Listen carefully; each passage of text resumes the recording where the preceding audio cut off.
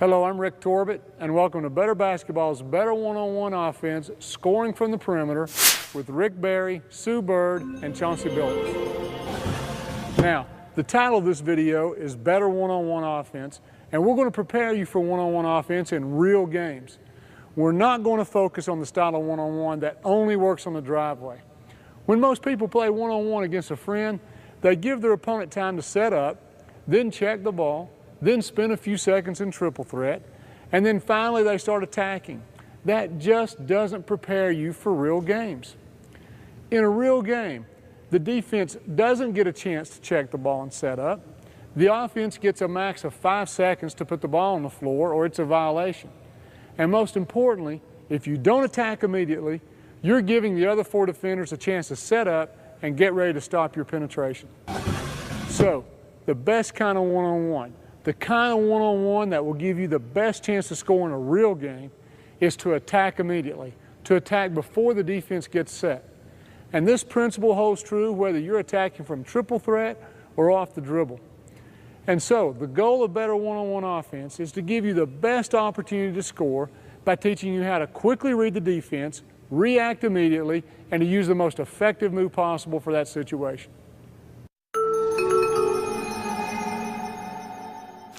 Now, Better One-on-One Offense is divided into 8 chapters. Chapter 1 examines the triple attack tools, laying a foundation with the triple attack position, choosing a pivot foot, the quick draw, shot fake, head and shoulder fake, and drive fake. The techniques of first step explosion in Chapter 2 will make your first 2 steps past your defender as quick as your physical abilities will allow. Chapter 3 develops the defensive reads along with the offensive reactions from a triple threat position. Chapter 4 trains you not only to handle tough defensive pressure, but also how to take advantage and make the defense pay for pressuring you. Chapter 5 examines the reads and counters available to you when you're in the mid-range, including the 1-2 pull-up jumper, the hop, and the hop back.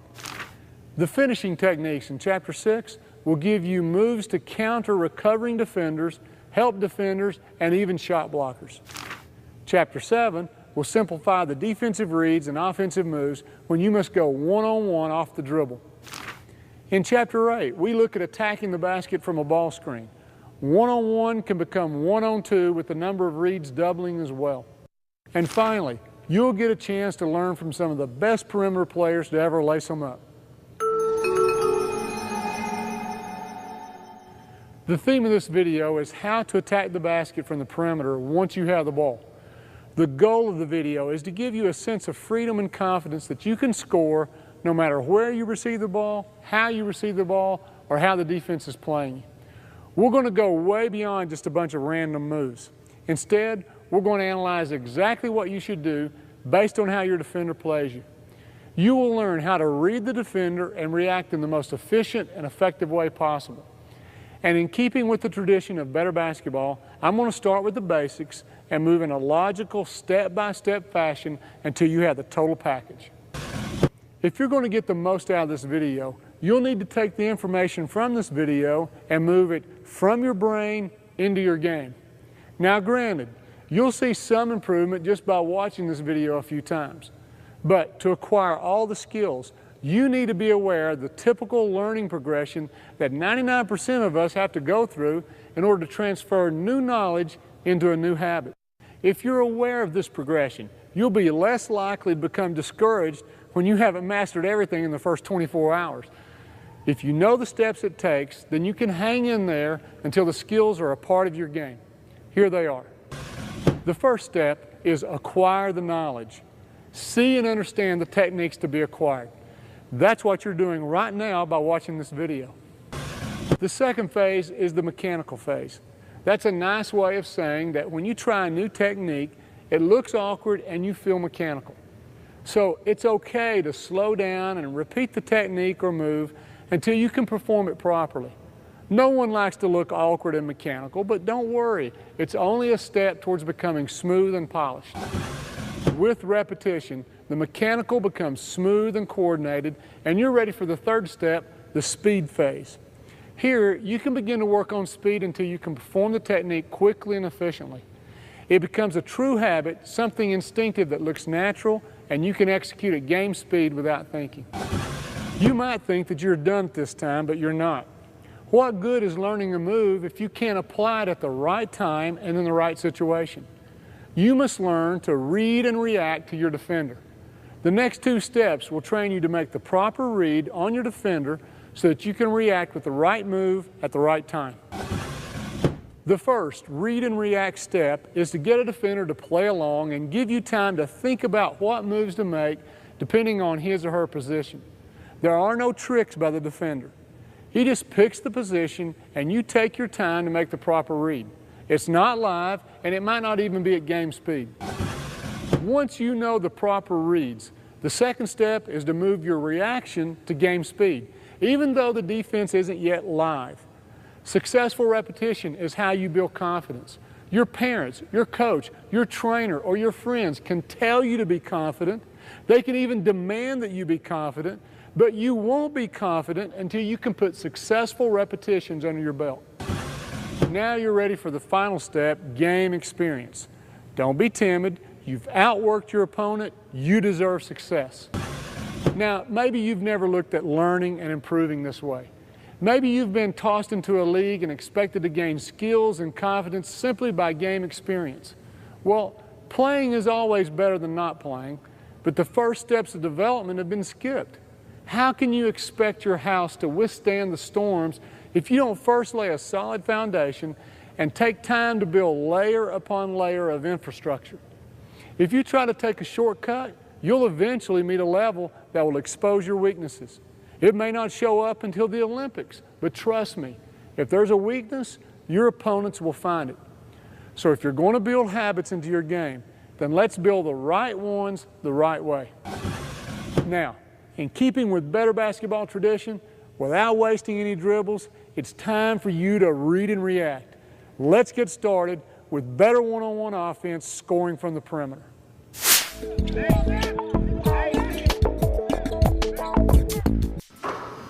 I could tell you that on the perimeter, you're going to do one of 3 simple things. You'll shoot if you're open, or you'll drive to the goal, or you'll drive and pull up for the jump shot.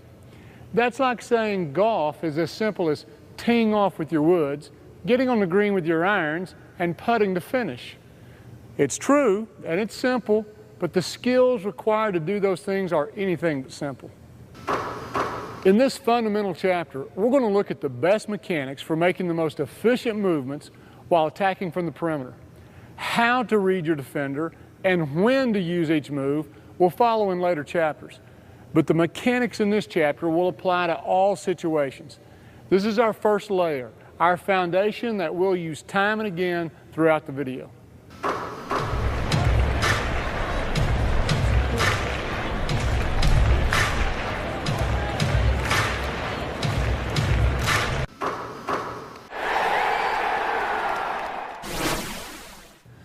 If you've grown up on a basketball court, you've probably heard coach after coach talk to you about getting in triple threat.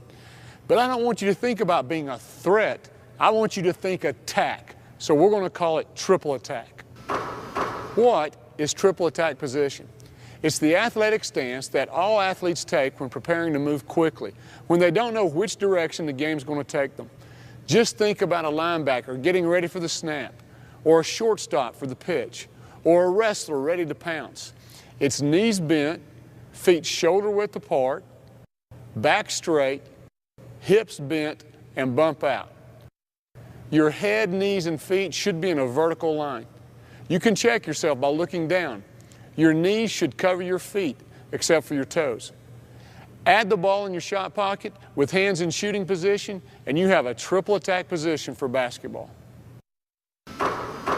Why start in triple attack position? Because this stance allows you to attack with a pass, or a drive, or a shot, without any adjustments to your stance. The position affords you maximum balance and optimum explosion with your first step. We'll look at how triple attack position helps your first step in the next chapter. Now, if your feet are too wide or too close together, or your knees are too deeply bent or not enough, you'll not have the best balance or best chance to move quickly. The game is more physical today than it's ever been, and to lose this athletic position anytime or anywhere gives the defense an edge and puts you at a disadvantage. So where on the court do you get in triple attack? The where is just as important as the how and the why. Obviously, you're on the perimeter, but more importantly, you're in your scoring range. Let's define that as the distance where you can hit at least 50% if left unguarded. Think of it this way. Your scoring range is that distance from the goal that when you have the ball and you're sighting the rim to shoot, the defense moves in close enough to stop your shot. Now, if that never happens to you, then you need to become a better shooter. Smart defenders who know you can't shoot will never move in close enough for you to drive past them. Finally, how do you get into triple threat? There are only two ways. Use the hop by catching the ball with both feet in the air, or use the 1-2 where your pivot foot is already planted as you catch the ball and you square up with the other foot. Regardless of which method you use, I want you to be able to use either foot as a pivot foot. We demand that players use both hands to dribble, and we demand post players be able to pivot with either foot, so why limit yourself to a permanent pivot foot? If you're able to use either foot, you can read the situation and pivot with the foot that will work best for the move you need to use. I'll give you two examples. You're on the wing with an open stance to the passer. Regardless of which side of the floor you're on, you can do whatever the defense dictates. Let's say your man plays off. You can catch and simply pivot square up for the shot on either side of the floor. And second, let's say your defender plays tight. You can use the reverse pivot and attack in the other direction, regardless of which side of the floor you're on. If you always pivot with the same foot, two of these four options wouldn't be available to you. With that being the case, I'm going to train you throughout the video to pivot with either foot as the situation demands. When you have the choice, you can choose. But my goal is to prepare you for all situations so that you can attack with either foot from any angle, stationary or on the move, from anywhere on the floor. Is this player being guarded? Yes. Is the shot being defended? No. Most players see a defender this close and they think they need to move the defender with a fancy jab or sweep to get their shot off. But hey, he's not being pressured. He's not even being guarded if he's mastered the quick draw. A quick draw allows a shooter to go from shot pocket to release point before the defender can do anything to stop it. Let's define the quick draw read like this. If the defender's hand isn't in your shot pocket or on your shot line, then shoot. If he's close to you but his hands are down, pull the trigger. If he's got a hand up but he's too far away, fire. The bottom line is, if he can't touch the ball in your shot pocket or up through your shot line, quick draw. Now, let's make sure you understand when you can't quick draw. You can't quick draw when your man's all over you. You can't quick draw when the defender's got a hand in your shot pocket. Bottom line, you can't quick draw if you're not in triple attack. But to have a successful quick draw, you can't have a dip, a hitch, or a two-piece shot. This is why the type of shot that you developed from our first video, Better Shooting, is so important. You need a one-piece, efficient shot whose release is timed with your feet coming off the ground. When you decide to pull the trigger, everything goes up at once. Like a gunslinger from the Old West, the ball has left your fingers before the defense can get to it. So if the defender blocks your shot, then you may not have a one-piece shot. You may be dipping the ball, you may be hanging too long, or you simply need to speed things up. You can train yourself to read this situation. Ignore the defender and pop your shot before the defender can come out of his stance. Here's how. Set yourself in triple attack position. Let your training partner get in a stance and extend a hand on top of the ball. When the defender drops his hand, it's live. Quick draw. The defender then jumps to try and block your shot when he sees you shooting. With repetition, you'll know the defense can't do anything to stop your shot. You'll have a true quick draw, and your shooting confidence will go up. We're talking about training the mind here. Let me explain. When you watch a scary movie, you know it's not real, and there's no real reason to be scared, but you are. The mind can be fooled between what's real and not real. Train your mind to ignore this defender, because if he can't touch the ball, he's not there at all.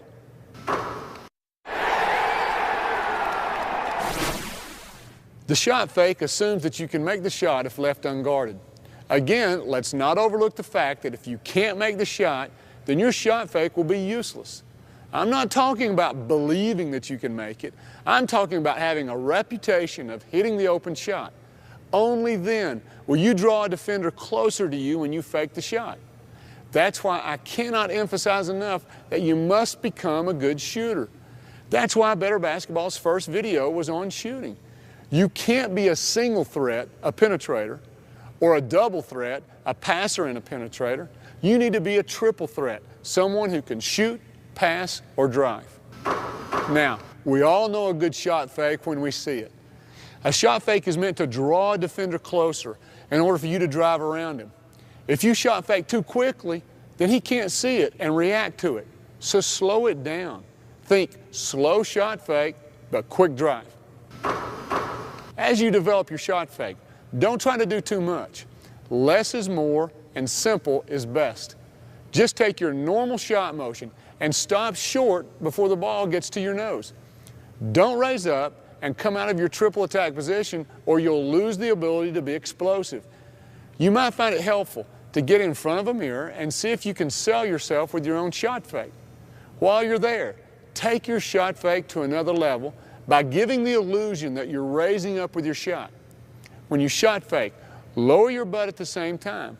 When you rip the ball down, you'll still be in an explosive stance. Now, the shot fake should go no higher than your nose for two reasons.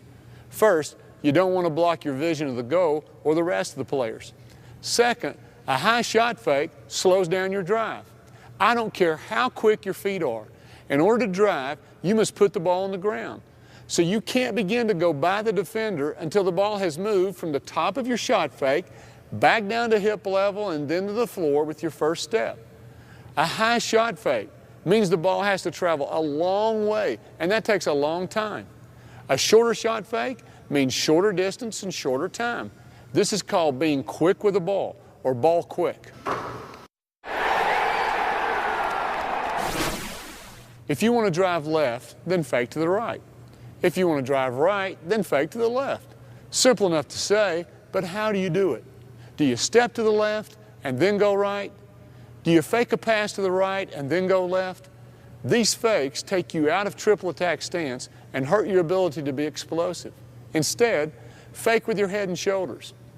This allows you to keep the ball near your shot pocket, stay in an explosive stance, and minimizes your foot movement, keeping you safe from a traveling call. Head and shoulder fakes are small fakes. They might only make your defender lean a little to the left, but that's enough for you to beat him right. It might only make your defender move a half step to the right, but that's enough advantage for you to beat him left.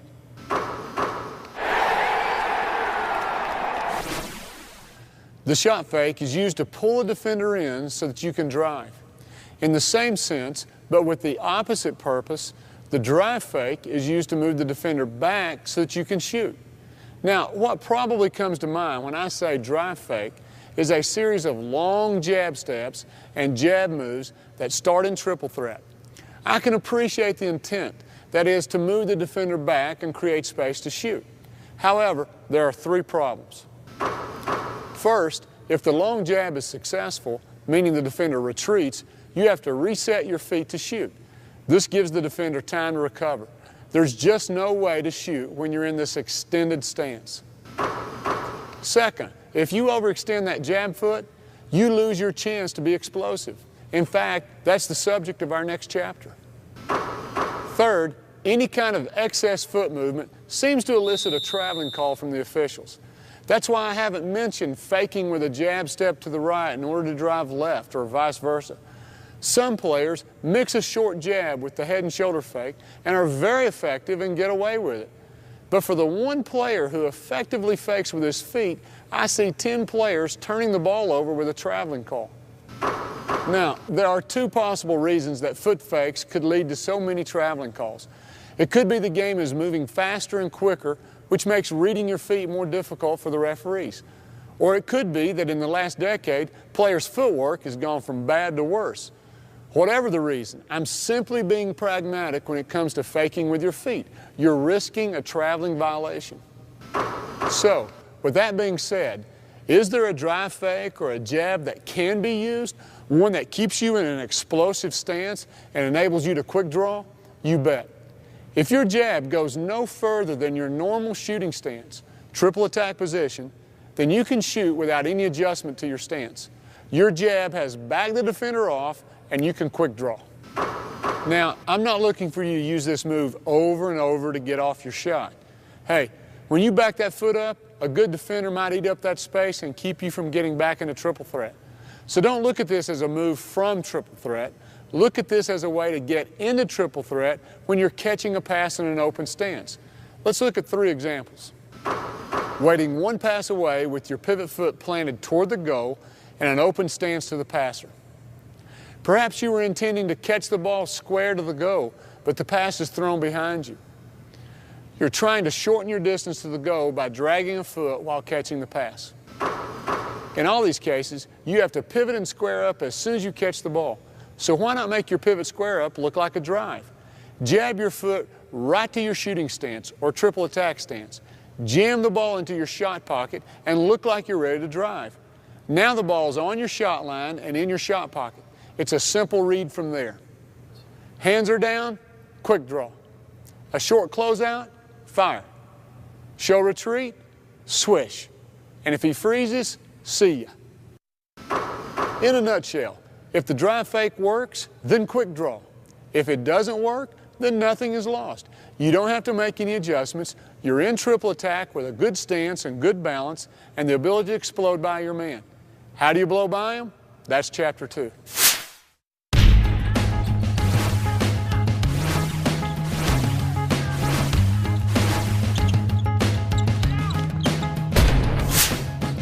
Everyone wants that explosive first step that leaves the defense holding on to their shorts. Hidden among the details of your first step and first dribble are secrets that can pack serious punch into your game. Understanding and applying even one of these techniques will give you a quicker first step. Mastering them all will allow you to maximize your physical abilities and make you the most explosive player you can be. The first step to becoming quicker is to make sure your mechanics are efficient.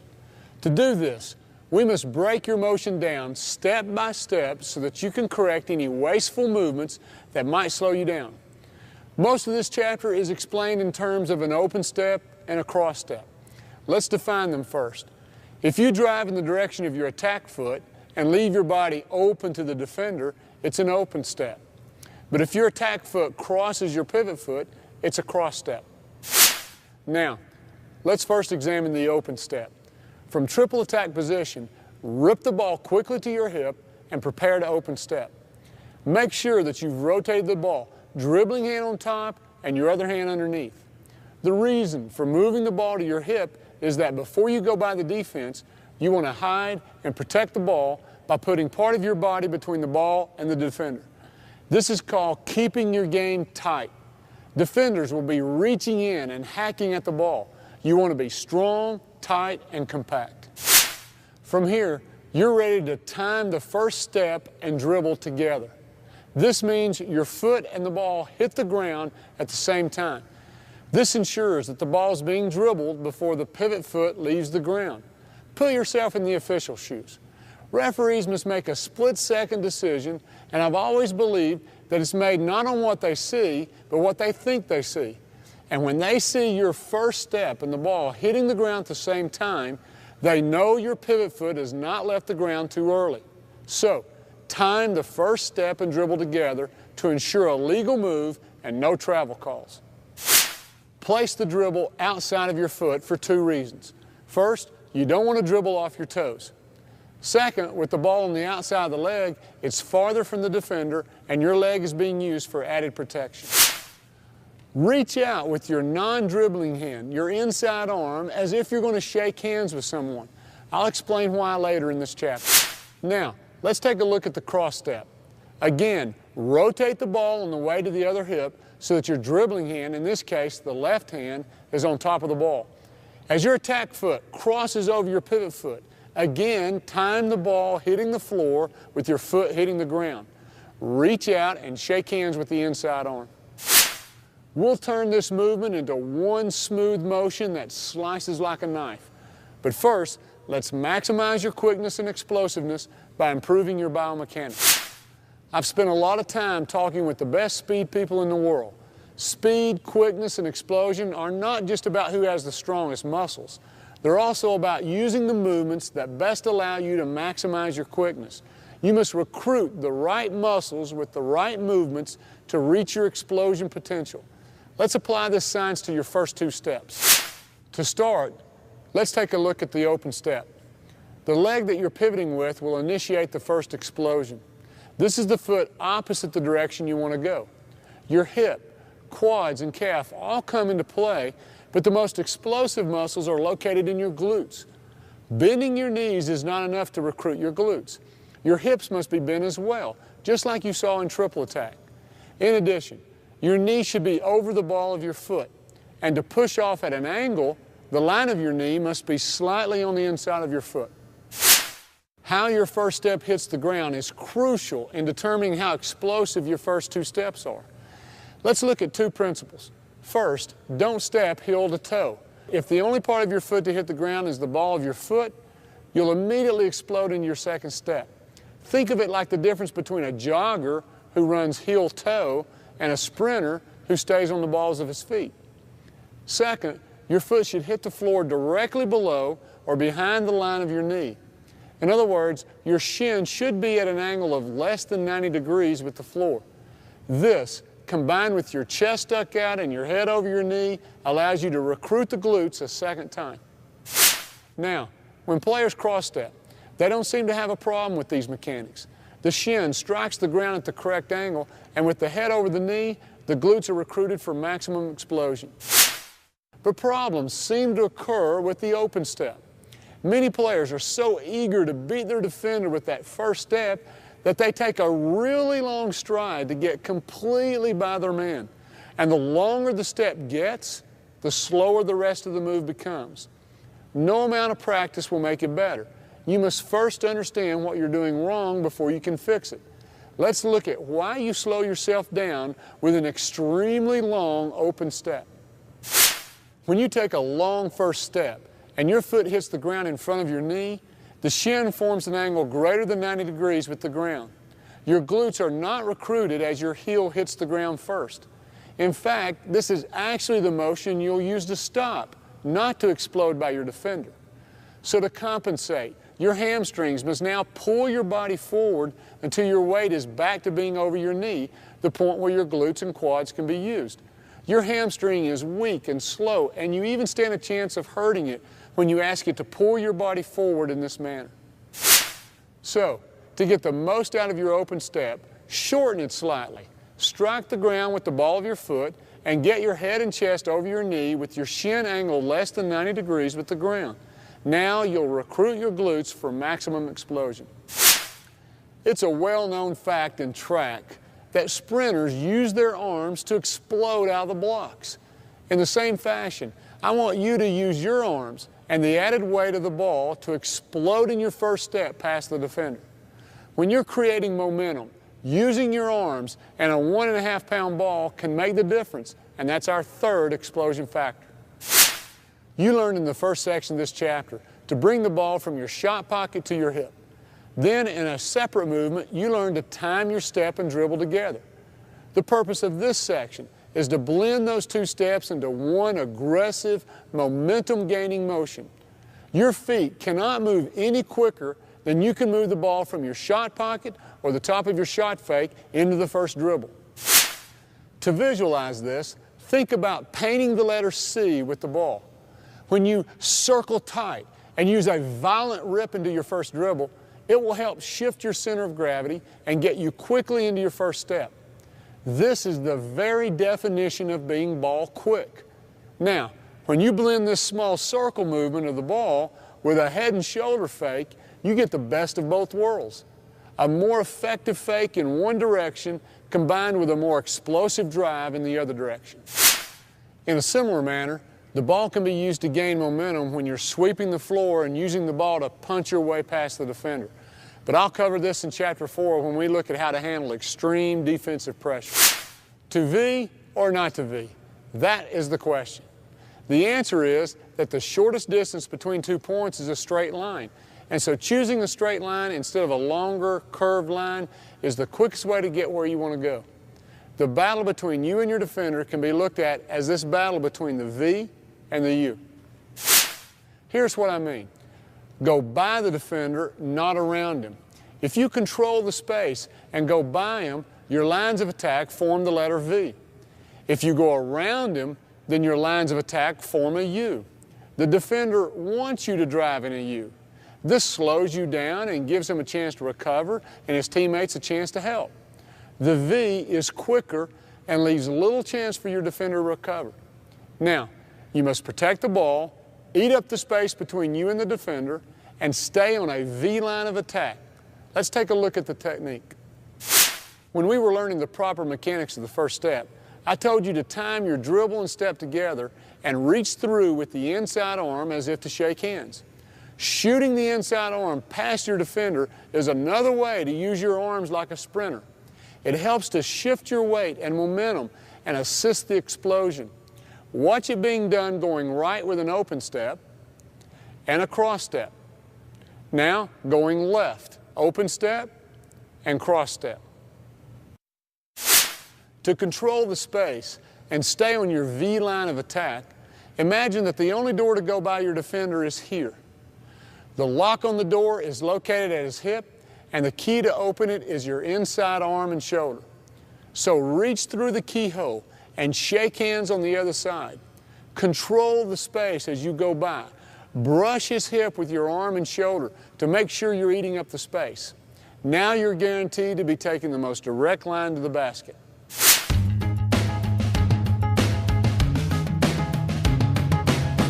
The emphasis in Phase 1 is proper mechanics.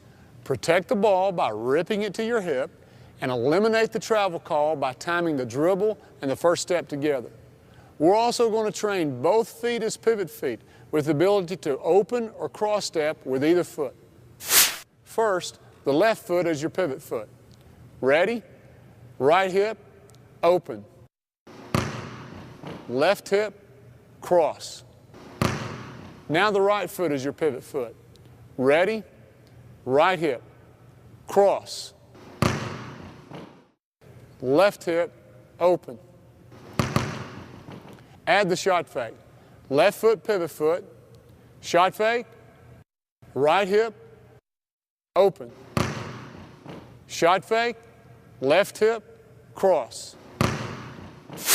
The emphasis in Phase 2 is moving these pieces into one smooth motion without eliciting a traveling call from the officials. We're not looking for speed and explosion yet, just a coordinated, natural motion that keeps the ball tight and the player balanced. Left foot, pivot foot, open, cross. Right foot, pivot foot, cross, open. Now, let's add the shot fake and alternate going right and left on my command. I'm looking for a slow shot fake up, then back down to your hip and into your first dribble with one smooth motion. Take your time. Shot fake. Shot fake. It's time to pack some dynamite into your game. The emphasis in Phase 3 is speed and explosion. I'm looking for you to circle the ball tight in the letter C and rip the ball into your first dribble. Choose either foot as a pivot foot and alternate going right, then left on my command. Go. Go. Now, let's add the shot fake to it. Remember, slow shot fake, but quick rip. Go. Go. To incorporate all the explosion techniques from this chapter, use a dummy defender and someone to shake hands behind the defender. On either side of the defender are cones to keep your lines of attack tight, to V the defender. The emphasis in Phase 4 is to put it all together. Circle tight and use the ball for momentum. Recruit the glutes with the right mechanics, and V the defender with a handshake. You can always replace the dummy defender with a chair, and you can even train by yourself by shaking hands with a second chair. Now that you've learned proper technique, let's see how you can build these habits into your game, step by step, starting from the beginning.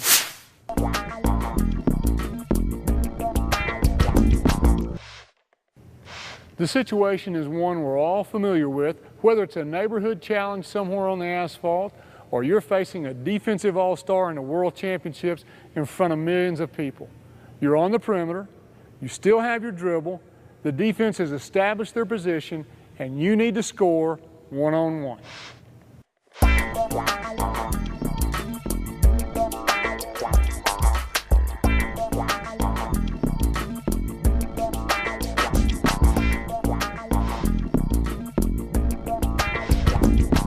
Can the defender touch the ball in your shot pocket? If not, shoot. He knows you're a threat to drive, and he doesn't want to give up penetration. So he's playing off you to give himself time to react and cut off the drive. He's giving you the open shot, so take it. Remember, if he can't touch the ball, then he's not there at all. Quick draw.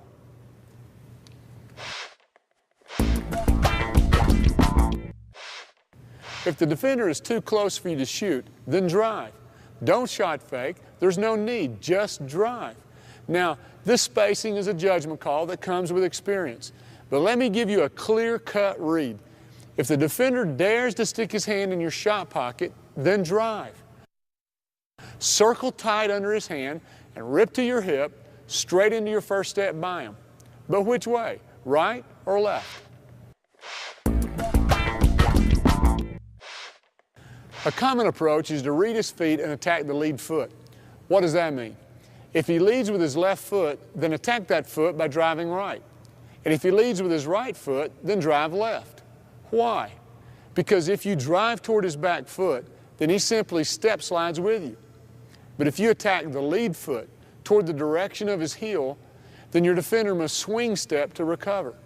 But the swing step is slower, giving you more time to get by him. And if you control the space by brushing his hip with your handshake, then it's even more difficult for the defender to swing step and cut you off. But let's take this read to another level, because I want your reaction to be as quick as your read.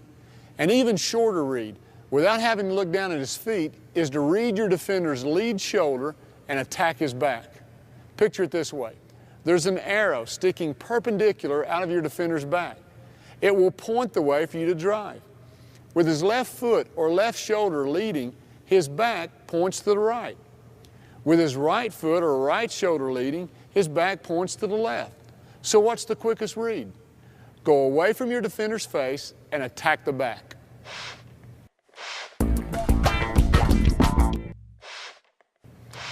Okay, so if there's space to shoot, quick draw. And if his hand is in your shot pocket, drive. But what if your defender's found a middle distance that keeps you from being able to make a clear read? Your shot fake could draw him into driving range. Any movement by your defender to close the gap between you is a drive read. Go. Read his back, the lead hand, the lead foot, or whatever, but read and go. When you shot fake, your defender might not move closer, but he might raise up, looking to block your shot. This is a drive read as well. When your defender is vertical, he must drop back down to an athletic stance before he can move. The time it takes for him to do this gives you the advantage you need to beat him. Raise him up and go.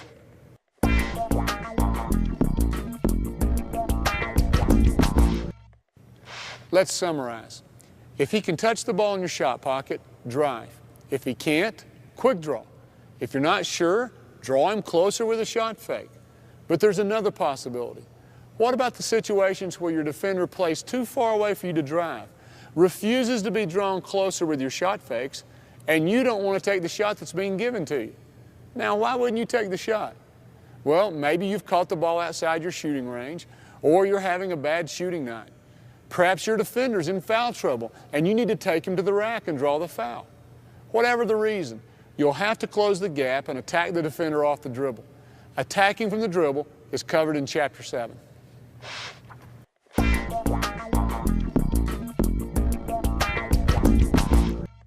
Before we leave the triple attack position, I have a reminder. Take what the defense gives you. Basketball is best played by instinct. It's not a game of chess where you can strategically plan out each move, so don't make up your mind about what you're going to do ahead of time. Defense can take away some things, but they can't take away everything. When the defense tries to take away one part of your game, they leave another part open. Read and react accordingly and take advantage. Now, when it comes to spacing, there's one situation that remains to be covered: extreme defensive pressure. I'm talking about no space, body-to-body, in-your-face pressure defense. How to handle it is the subject of our next chapter.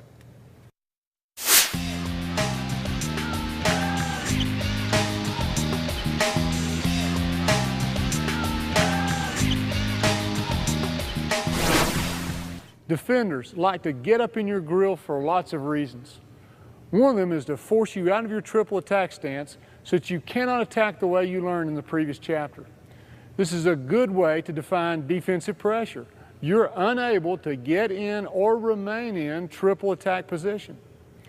Another reason defenders get up in your grill is to create turnovers.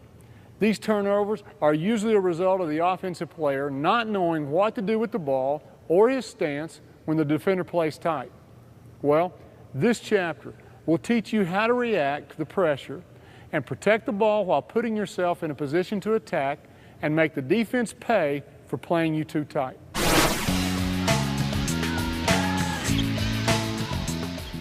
The first method for handling pressure does not incorporate a change in your stance. Many players are intimidated by a hand in the shot pocket and feel it's a reason to get out of triple attack. Don't give up the shot pocket so easily. Instead, do everything you can to remain in triple attack. When your defender sticks his hand in, circle the ball without changing your stance. You can train yourself with a partner in this way. You get in triple attack, your partner gets in a defensive stance and extends his hand to the point of being in your shot pocket, but not close enough to touch your body. Neither player can move their feet. As your partner tries to deflect the ball, circle tight and keep the ball in the area below your chin and above your knees.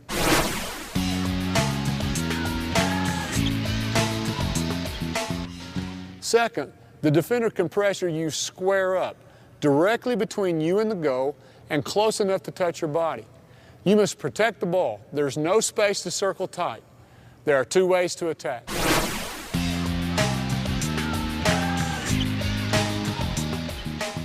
The first way to handle this pressure is to front pivot and go head-to-head with your defender. You must be as low or lower than the defense. Put the ball on the back of your free knee. This is for protection, but also for baiting the defense. If he takes the bait and slides over to play the ball, then sweep the floor below his hands and cross-step by him. Get strong with the ball and rip it through. The defense has become aggressive, and you can't give ground or show fear. Meet pressure with aggression. But if he doesn't take the bait and makes no adjustments to his stance, then step by him with an open step, just like you've been taught. Time your step and dribble together and reach past him with your inside arm. Maybe your defender is much quicker than you and counters every move you make like this. He pressures, you counter, he shifts. You sweep and he retreats ahead of you. Then reset to triple threat, read his recovery, and attack. Now, the sweep is a scoring move, but if your defender's ultra quick, you might not get a chance to put the ball on the floor. But that's okay. You haven't given in to his pressure. You've returned to triple attack position, the position you wanted in the first place. Some players use the sweep a lot. They'll rock the ball back and forth and mix in a few foot fakes. This is an attempt to move the defender, to make him dance, shift his feet, and change his position until an opening is created. As you become creative with this move, don't take it too far. Don't overstep so far that you lose your ability to explode. Keep your game tight. Never be far away from triple attack in case there's space to shoot.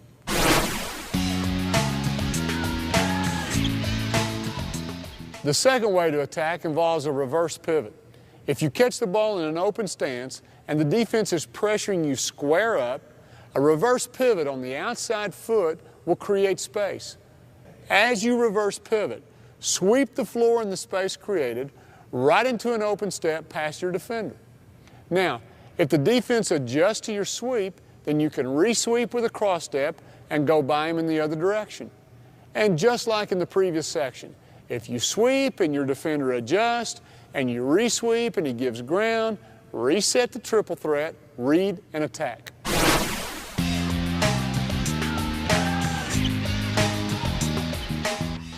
Finally, the defender can pressure you at an angle, taking away your ability to square up. He's belly to belly with you, crowding your ability to use either of the previous moves. This time, reverse pivot on the inside foot.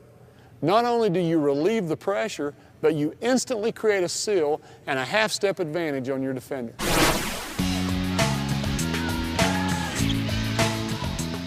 Besides relieving pressure, the reverse pivot is meant to seal your defender behind you. When you pivot, point your foot toward the goal. This will complete your seal and give you a straight line of attack to the goal. If your foot lands at an angle, it's a sign you've not made a complete pivot or a complete seal. As a result, your first step will be shorter and the defender can recover.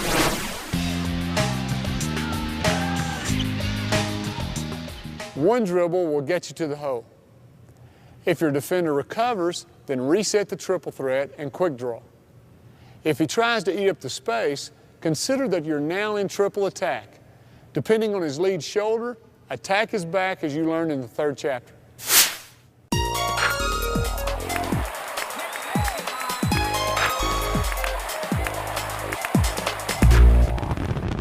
Regardless of whether you sweep the ball, attack from triple threat, or beat your man off the dribble, once you've taken that first dribble, there are decisions to be made in the mid-range.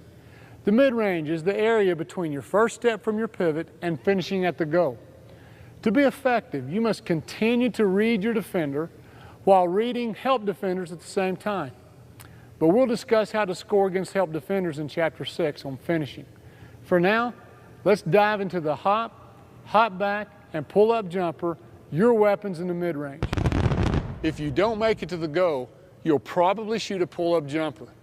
But before we look at the defensive reads that dictate when you should use the pull-up jumper, we need to examine its footwork. There's always been a lot of discussion about whether you should shoot from a 1-2 or a 2-foot hop. Well, that's really not the question, because there are advantages to both. So the real question is when to use each one. Let's get into it by first examining the 1-2. The primary advantage of the 1-2 is that it's the quickest way to shoot off the dribble.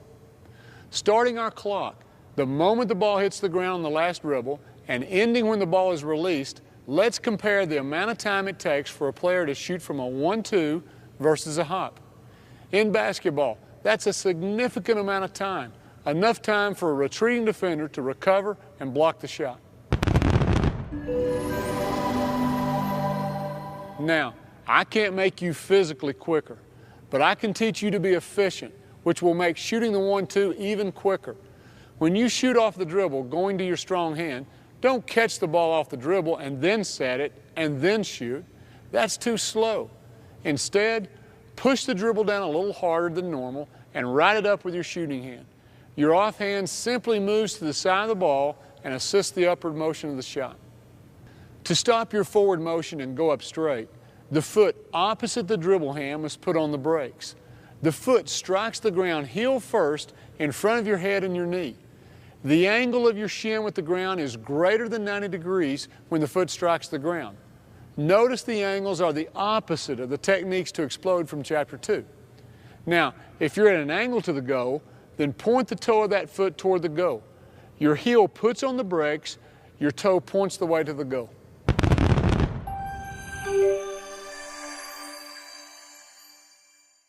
But when you put the dribble down with your non-shooting hand, use that hand as a pick-up and move over hand.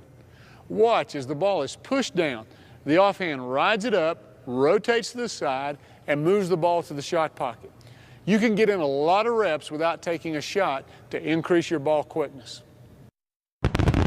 And one more thing to consider, for those of you who have already mastered the basics of the 1-2. If you start in triple threat and take one dribble before you use the 1-2 pull-up jumper, your quickness and the space you cover will be dependent on whether you use an open step or a cross step. First, let's watch an open step. He takes 3 steps and therefore covers a lot of ground. Now let's watch a player take a cross step. He needs just 2 steps and therefore covers half the ground, but the shot gets off quicker. That's why using a cross step on a 1 dribble pull-up is quicker. There's only 2 steps.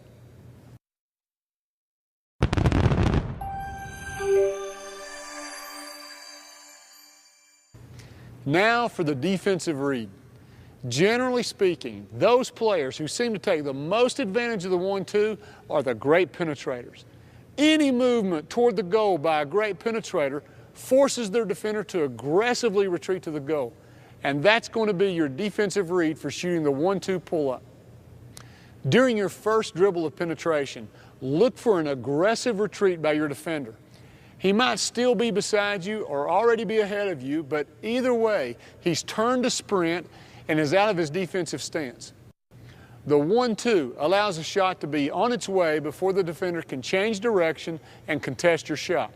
Compare shooting with a 2-foot jump stop in this situation. An extra hop would allow the defender time to recover and block the shot. Before we examine the advantages for shooting with a hop in the mid-range, let's look at how to develop the footwork and defensive reads step by step. As always, we'll start with the basics as if you've never shot a 2-foot hop. And within a few minutes, we'll progress to the top level. Now, to understand the following defensive reads, you must first understand what I mean by beating your defender clean. If you beat your defender clean, then he's behind you, on your back, and all that's left is to finish your drive, depending on help defense. But this section of the video deals with what to do if you've not beaten your defender clean. That is, he's still on your side with a chance to block or change your shot. Now, how did this happen? Well, maybe your threat to penetrate was not enough to make him retreat aggressively and allow you to shoot the 1-2. Or maybe your defender overplays you to one side. In other words, he doesn't play you square, but forces you in one direction. Regardless of how it happens, you've not beaten your defender clean. Now, let's begin to build it step by step and develop your footwork, reads, and eventually your 2-foot hop.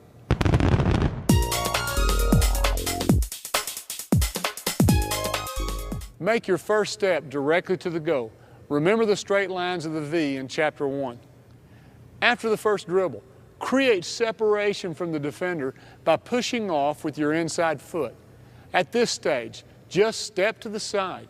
Push away from your defender off the inside foot. If there's enough space, then shoot.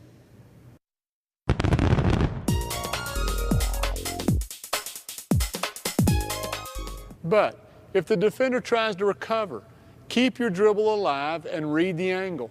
If he recovers straight towards you, along the line of your sidestep, then drive in the open space. If he recovers to cut off your line to the basket, cross over and take him in the other direction.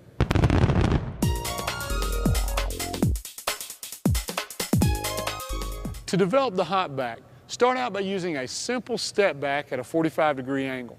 Once your steps are coordinated and you're ready to cover more ground, get air under both of your feet and the step back develops into a hop back.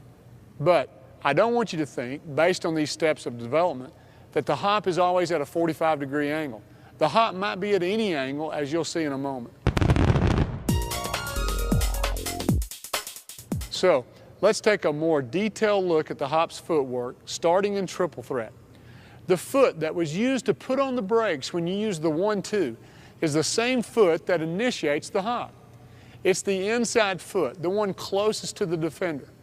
An open step from triple threat with 1 dribble means 2 steps, get both feet in the air, and land on 2. A cross step from triple threat with 1 dribble means 1 step, get in the air, and land on 2 feet. The time you spend in the air is used to prepare your shot. While in the air, get square to the goal and chamber the ball into your shot pocket. When both feet hit the ground, it's up and out with your shot. Now, that's how to shoot in a 2-foot hop. But remember, the reason to use it is entirely different than the 1-2. After you've penetrated into the mid-range, whether from triple threat or off the dribble, the defender hasn't turned to retreat and is still close enough to bother your shot.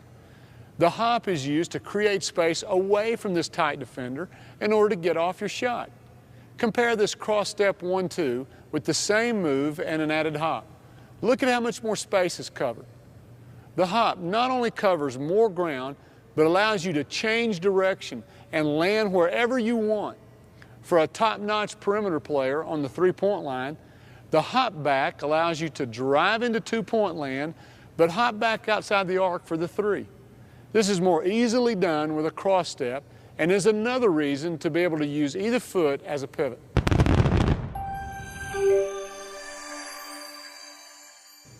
Develop these two weapons, each for their own purpose. The 1-2 for the quickest shot off the dribble, and the hop to create separation from defenders. But before we leave this chapter, let's return to the case where you've not beaten your defender clean. There's another tactic to consider. Instead of hopping back to create space, lean in on the defender as you drive to the goal. Several good things can happen. As long as you don't push off with your inside arm, 99% of the time the foul will be called against the defense. As you lean in, your defender may give in to your pressure instead of running the risk of a foul. If so, you've now beaten him clean and cut off his line of retreat. If he rides you all the way to the basket, then you'll have to finish with a defender on you. But that's the topic of our next chapter, finishing.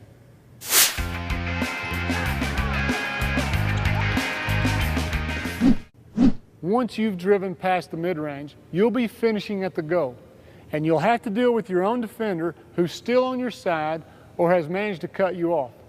But you'll also be reading and reacting to help defenders.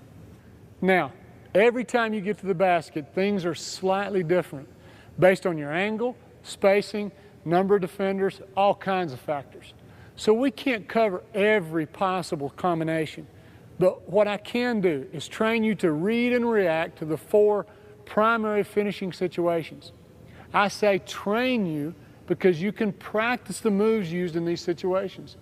And if you can practice it, you can master it. Now, the moves required to handle these situations do require a certain amount of strength, body control, and athleticism.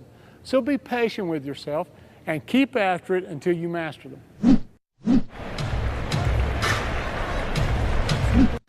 When you penetrate, the ideal result is that you beat your man clean. That is, he's behind you. Compare that to having only a half step on your defender. At the same time, you read that you can beat any help defender to the goal. This is the simplest of the 5 situations, and your main concern is to get the ball to the rim or in the white square as quickly as possible. The issue here is not power and going up strong, because there's nobody you need to go strong against. There's no physical contact. I don't even care which foot you jump off of or which hand you shoot with. I just want you to get there fast. Speed is everything, so don't slow down and go off 2 feet. You'll give defenders time to block your shot. But if you don't beat your man clean and he's still on your side, his only chance to stop your layup or dunk may be to strip the ball on your way up. Many players make it easy for the defender to strip the ball by swinging the ball hip to hip on their way up. You must not only break this habit, but to avoid the strip, you can't even bring the ball up through your shot pocket. So to avoid the strip, use one of the following techniques. Hide the ball from the defender. Keep it on your outside hip, far away from him, and let your body protect the ball. Shoot with the outside hand.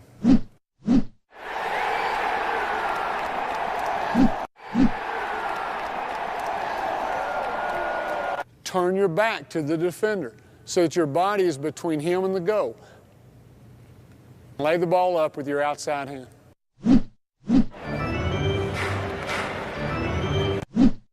He can only strip the ball when you pick it up with 2 hands. So give him the inside arm to foul you and never touch the ball with your inside hand.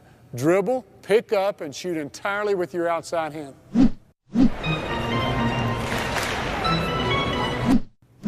As you saw in the previous chapter, if you lean into the defender, he may give up the space in order to avoid the foul.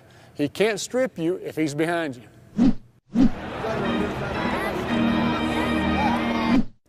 The third situation involves a help defender who's waiting on you, intending to take the charge. The defender's distance from the goal will determine your move. First, let's look at help defense near the goal, inside the lane.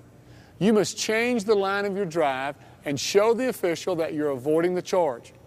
If you go off 1 foot, you can change the position of your body somewhat and give the illusion that you're avoiding him. But going off 2 feet allows you to truly shift your body and change the line of your drive. Here's how. While going into the hop, you'll be deciding which way to shift. The first foot to hit the ground should be opposite the direction you want to go. If you're going to shift to the right, land on your left foot first and shift your weight over your right foot. Your momentum is going to carry you by the defender. Extend and reach for the goal. Depending on your size, length, and athletic ability, you might finish the move with a finger roll, a teardropper, or recompose and shoot with 2 hands. But what if the charge taker arrives early and outside the lane? You can still get to the goal by hopping around the defender. You need to protect the ball, change direction to avoid the charge, and cover enough ground to get to the rim. Let's break it down. Snatch up your dribble and leave the ground off 1 foot. To avoid contact, change the angle of your drive with a long hop. Turn your back to the defender while in the air. This protects the ball with your body. Whenever you place your body between the defender and the ball, you're practicing a good fundamental. Now, land on 2 feet and extend to the goal.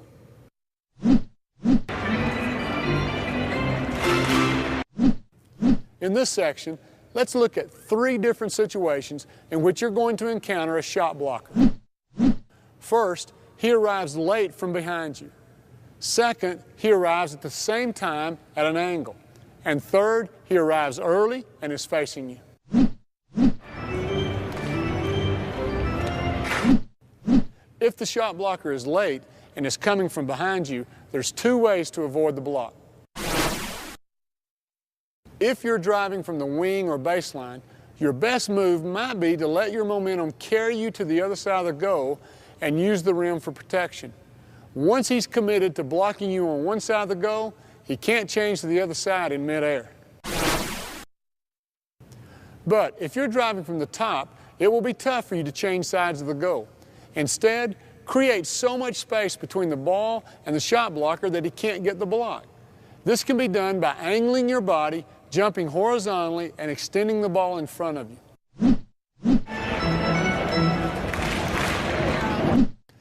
If the shot blocker arrives at the same time but not positioned on your line to the basket, then his angle is going to allow you a chance at a 3-point play. Don't try to avoid contact and lean away from the shot blocker. This gives him a better chance of blocking your shot, and you have less of a chance of scoring or drawing the foul. So here's how to finish and get the 3-point play. When the shot blocker jumps, you must also leave the ground and draw contact while you're both in the air. Plant your inside shoulder squarely in his chest. At the point of contact, the line of your shoulder should form the letter T with his shoulders. Don't open up. That would let him in to block your shot. With contact on your inside shoulder, you must shoot with your free hand, your non-contact arm. Most importantly, do not continue your drive straight to the goal because his contact will knock you off of the line of the drive. Instead, shift your momentum and jump into the shot blocker. This allows his force to straighten you up and keep you balanced and knocks you back on your line to the basket. But in extreme cases, the shot blocker's reach will allow him to block your shot whether you draw contact or not. In other words, you're going against a great shot blocker and you're just not going to get the shot off. So if you're not going to get the bucket, at least draw contact, get the foul, and get your points at the free throw line.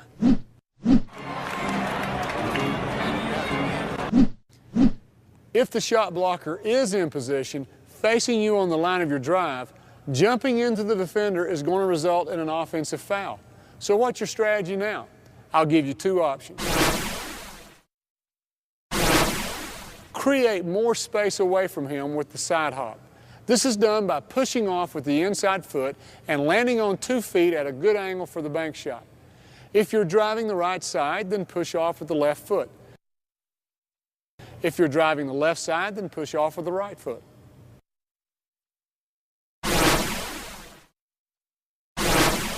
The angle of your drive or the available space might not allow you to hop away. Then the teardrop or floater is the option to choose. This takes practice, ball control, and good shooting touch, but it's worth working on. Your dribble penetration takes you into the lane, but you cannot make it to the goal. After you pick up the ball, the help defense closes the gap. What do? I'll give you 2 moves that will still allow you to finish closer to the goal. Shot fake, and if he leaves the ground, up and under. Here's how. Shot fake above your head like a post player. Take the ball ear to ear, pass your hips by stepping through, and jump towards the goal. If you shot fake and he doesn't leave the ground but remains body to body, reverse pivot, spin and seal while you jump towards the goal. I'll give you one more option. Pass. Some players feel that just because they've beaten their man and gotten near the lane, they have to finish. But if you've beaten your man and drawn help, somebody's open. Don't think you have to finish. Be a complete player and consider passing. Who do you pass to?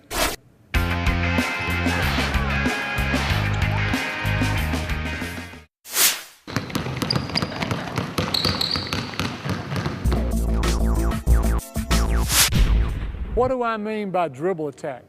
Let me first tell you what it doesn't mean. I don't mean for you to catch the ball on the perimeter, immediately waste your dribble, back up and begin to attack. That simply says that you don't know how to attack from triple threat. I'm also not talking about standing on the perimeter and dribbling 17 times without going anywhere. In a real game, you only have 4 seconds because the 5th second's a violation and the other team's ball. Dancing in one place while you show the defense every weapon in your arsenal is not smart. Plus, dribbling in place gives the other 4 defenders time to get into their defensive help positions. Now, if you do manage to get by your man, the odds are that help defense is going to be there to stop you. And let's face it, if a player can stand in one place and shine his or her shoes with 7 or 8 dribbles, it's because the defense is backed off, giving her plenty of space and begging her to shoot the ball. And obviously, she can't shoot. Only a fool would step up and give her a chance to drive. The best thing for this player to do is get a jump shot and work on her shooting range. So here's what I do mean by dribble attack, and this chapter is divided accordingly.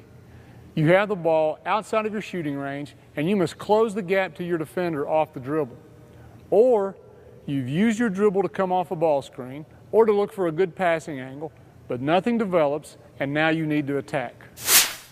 I'm not going to log for you all the types of dribbles that you can use at the point of attack. Those can be found on our ball handling video. There's more than enough. The stutter step, hesitation, crossover, between the legs, around the back, spin. There's the straight line moves, the in and out, fake crossover, one-hand mini cross, cross, recross, and more. These alone give you 10 possible moves. Now, there's no doubt that a good combination can create space to shake your defender. And so, if you put 2 of those 10 dribbles together in a combination, in any order, then you have 100 possible combinations. I think that's more than enough to satisfy anyone's desire for creativity. My concern is not which combination becomes your signature move off the dribble. My concern and the goal of this chapter is to teach when, where, and how to use these moves when attacking the perimeter.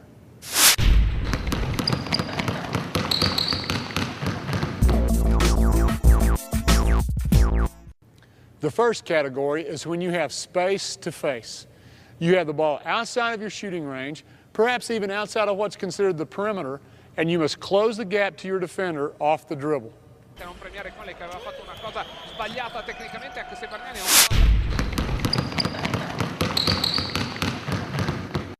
As you approach your shooting range, use a body fake about one body length from your defender. You might use the shake and bake, stutter step, or hesitation to read your defender. Using one of these moves has the same purpose as a shot fake or a drive fake when you're in triple threat. If your defender backs up, then pull the trigger, quick draw. The same read as in triple threat. If his hands are down and there's space to chamber the ball in your shot pocket, then fire. It's that simple.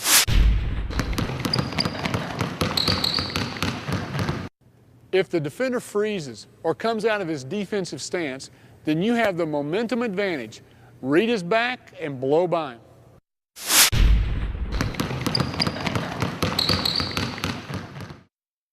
As you make your body fake move, some defenders will force you to change direction by moving to the ball side. They'll move their head to the ball to take away the body fake straight line move. Starting your move one body length from your defender will give you enough space to beat him with a simple crossover.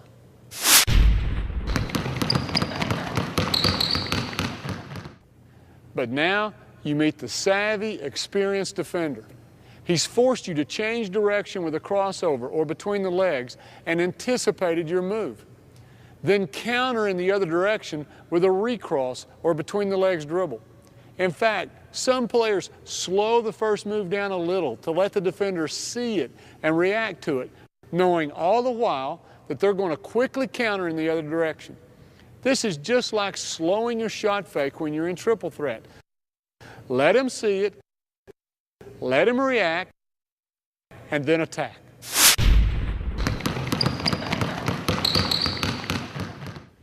We've looked at freezing the defender, making him retreat, and moving him side to side. But you can also make some defenders lunge toward you. The dribbles that are usually used to do this involve some form of pulling back to give the impression that you're giving up space. You bait the defender to eat up the space, to come forward. The safest way to do this would be a simple pull-back dribble. You could also use a between the legs or even a between the legs with one hand to draw the defender to you. Then attack with a simple open step, a crossover, or behind the back. The list of combinations could go on and on. Why do some combinations work and others don't? When is enough enough? And why do some particular combinations work for some players but not for others? Let's look at one example. On the first level, let's pretend that you beat your defender with a simple change of direction and change of speed by going between your legs. Level 2 occurs when your defender begins to anticipate this move. As a counter, you go between your legs to move the defender and back between your legs to go the other way. Now your defender's anticipation takes you to the third level. To counter his defense of your first two change-ups, you must go between your legs and back and then add a crossover. Now, notice the progression. It starts with one simple move between your legs. Only when he stops you do you come up with a counter until it finally becomes a fake within a fake within a fake. Experiment with as many as you want, but find one or two that really moves your defender. Don't take your eyes off the goal of a combination. Get him off balance, out of position, and then take advantage in the other direction. My suggestion is to keep your combinations simple to reduce your chances of a turnover. Simple usually means quick, and simple and quick means help defense has less time to adjust.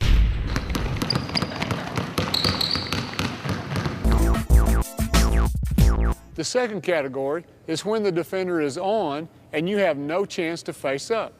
The defender's pressure forces you into a power dribble. This might occur when you've taken a dribble in order to get a good passing angle. It disappeared, and now you need to attack your defender.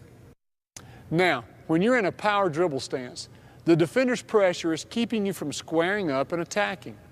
but he's not close enough for you to seal him with a spin and go by him. What do? Penetrate with a power dribble, then quickly reverse dribble to create space between you and the defender.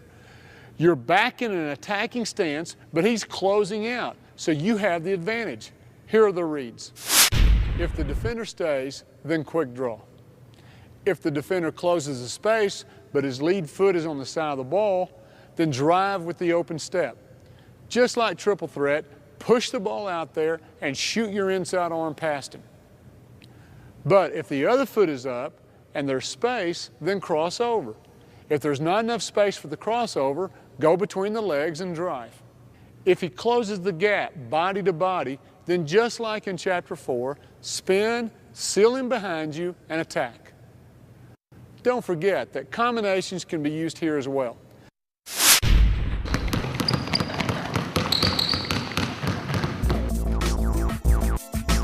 Keep your head up. Once you get a half step on your defender, usually shoulder to shoulder, you have other reads to consider. Where are the help defenders? Where's my open space to finish? How quickly is my defender going to recover, or have I beat him clean? Remember the reads from Chapter 5 in the mid-range, or moves to finish from Chapter 6. At this point, the content from all the chapters should be dovetailing together. And one more thing. The purpose of these moves is to make a play that leads to points on the board. I was told 35 years ago by my coach that if you don't score, your moves are for nothing. And that's still true today. Basketball is not an extreme sport. You don't get points for drawing oohs and ahs from the crowd. Paint your game with style if you must, but sign your name with points.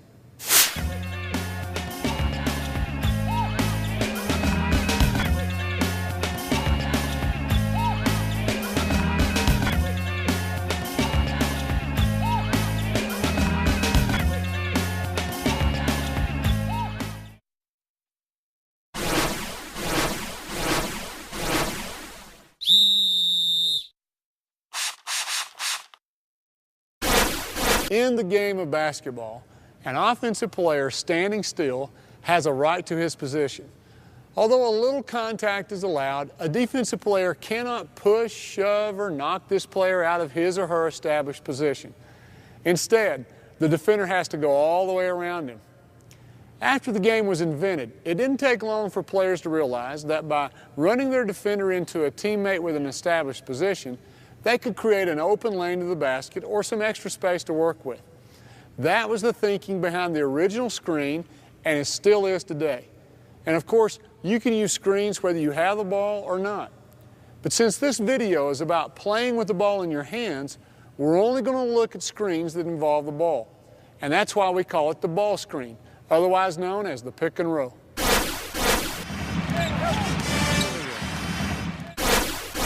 Consider that you can take advantage of the ball screen from triple threat or off the dribble, just like the one-on-one attacks you've seen in the previous chapters. But now, attacking the goal is more complex because you have the help of a screen, two defenders to read, and a teammate that you can pass to.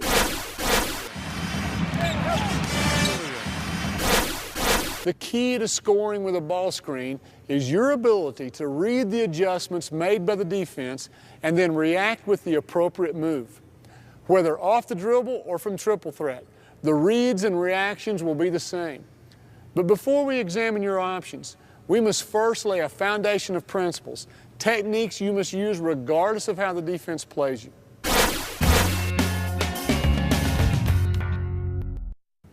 It is your responsibility as the ball handler to first set your defender up to be screened and then to control the space between yourself and the screen.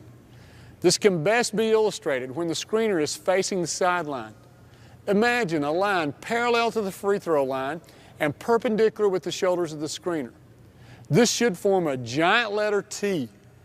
When attacking off the dribble, you can set your defender up best by taking your defender below the line of the screen, that is, below the T. Now it's easier to control the space and hang your defender on the screen. A common mistake for ball handlers is to make the cut at an angle above the line of the screen.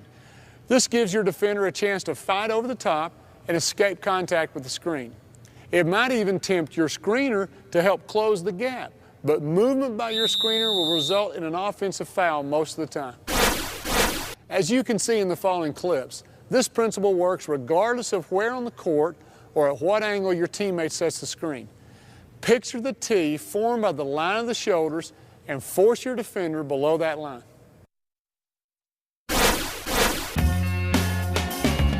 But if you're not attacking the screen off the dribble, then don't come out of an aggressive triple attack position. Don't look at the screen and give away your intentions. Keep your defender's attention on you by faking away from the screen with a little jab or head and shoulder fake. Show that you're a threat to drive. If your defender's busy guarding you, he's easier to screen. And even when the screen arrives, continue to read your defender. Good defenders will anticipate the screen and make early adjustments with their stance or position. If they move off your line of the go, you must be ready to make them pay. Brush your teammate as you go by.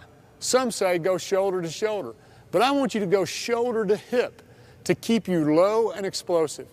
Close the gap between you and the screen and don't let your defender squeeze through over the top. Again, it's your responsibility to control the space between yourself and the screen. Have a scoring mentality. Assume that the screen works and you're going to beat both defenders to the goal. Even if you're intent on passing to your screener, the best way to draw defense and open up passing lanes is to be a scoring threat. If you've applied these principles, then your man gets picked and you're free to score. So, the defense must adjust, and they will adjust. That's the sign of a good screen, to make the defense alter their positions. So now, take your mental game to the next level and read and react to each adjustment the defense can make.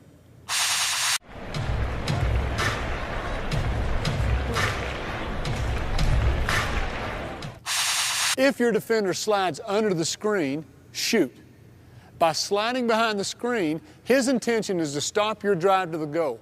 He's not worried about your shot. In fact, many coaches teach their defenders to fight under the screen because most players can't hit the pull-up jumper behind the screen. Here's another reason to become a great shooter. Make them pay for going behind the screen. After you hit a few, defenders will try to fight over top, and you'll have no problem running them into the screen. If the defense doesn't want to switch, then the defender of the screen will pull a show and recover move called hedging. The hedge has two purposes. First, it buys time for your defender to recover by forcing you to dribble in a wider arc than usual. And second, it prevents you from turning the corner and getting to the basket. So that's the read. How do you react? Don't let the hedge slow you down and don't pick up your dribble. Instead, create separation by going at least 2 dribbles past the screen. Opportunities will occur when each defender tries to recover to his original man. Either you'll have space to shoot, or you'll have a chance to hit your rolling teammate. If the screen defender hedges too far from the screen and your defender is a bit slow getting around the screen, you'll see space between the hedge and the screen. Push the ball through and split the defenders. If both defenders double team you, then you must hit your teammate before the defense tightens the trap. This situation is covered in depth on our passing video. Get up and over with both hands, or pivot and wrap around with a bounce pass.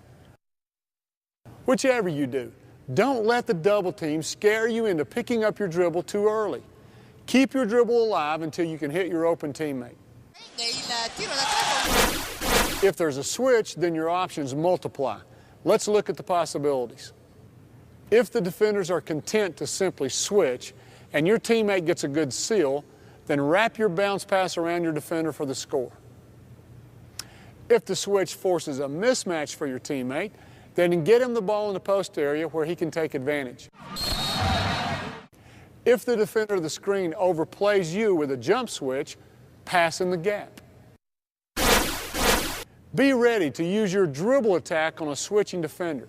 Your screener might be prevented from rolling or flaring. Consider a pullback move of some kind to draw the defender to you. It's a good fade because it looks like you're giving up. When he moves towards you, go by him. Just think of all the moves and combinations from the previous chapter. There's no screen that's successful 100% of the time. So be prepared to attack again if the defense plays the ball screen perfectly. Power dribble back, switch hands as you face the other way, and use the rescreen to attack in the opposite direction. Difficile per Myers, ultimi 6 secondi dell'azione. Myers prova a costruirsi un tiro, va col tiro da 3. I'm sure you've noticed that the screener has a lot of scoring opportunities. In fact, one of the best ways to get open is to set a screen. To be successful at this, the screener must know how to set the screen, at what angle to set it, where the help defense is located, and know how to read the ball handler and the two defenders. The screener must know whether to slip. Bloqueo de Garbajosa, recibe en la esquina, Garbajosa, lanzamiento 4 metros, canasta limpia de Garbajosa. Roll. Perse per Bodiroga, intanto Fucca invece continua. Flare. Dopo l'10° canestro del giocatore ex Forza. Or rescreen. L'azione della Benetton inizia adesso con il. But these are perimeter skills without the ball, and they're covered in our next video on playing without the ball. It's a natural complement and goes hand in hand with the video you're watching. Now, why should you consider playing without the ball? Because only one player out of 5 can have the ball at any given time. If everyone shares the ball equally, then you're going to spend 80% of your time without the ball. What are you going to do with all that time? Are you going to stand and watch like a spectator? Or are you going to move with intelligence and increase your chance to score? Find out and complete your perimeter skills with our next video on playing without the ball. Check for it at BetterBasketball.com.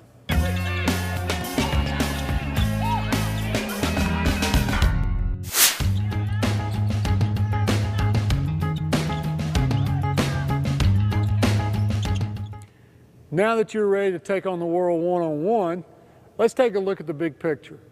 You'll make these moves with every intention to score, but you don't have to score to make a play. Your move to score will draw defensive help and allow you to pass to an open teammate who actually does the scoring. That's the difference between being called a great scorer and a great player. Great players score, but do all great scorers make great plays? So, set your mind on attacking, because a legitimate, honest move to score is the best way to draw defensive help and get your teammates open. Either you score or you set up your teammates to score. Now you're on the road to becoming a complete player and helping your team to play better basketball. Good luck.